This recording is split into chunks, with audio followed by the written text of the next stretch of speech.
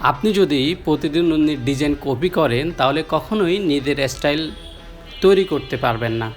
অনুপ্রেরণা নেওয়া এবং কপি করা কখনো এক হতে পারে না। একজন ভালো মানের ডিজাইনার বা একজন দক্ষ ডিজাইনার আরেকজনের ডিজাইনকে কপি করে না, আরেকজনের ডিজাইন সে অনুসরণ করে শুধুমাত্র লেআউট বোঝার জন্য, কালার কম্বিনেশন বোঝার জন্য, শেপ বোঝার জন্য, ফন্ট টাইপোগ্রাফি বোঝার জন্য। সে চিন্তা করে কেন এই টাইপোগ্রাফি ব্যবহার করা হয়েছে, কেন এই কালার ব্যবহার করা হয়েছে, কেন শেপটা ব্যবহার করা হয়েছে, কোন প্লেসমেন্টে এলিমেন্টগুলো ব্যবহার করা হয়েছে।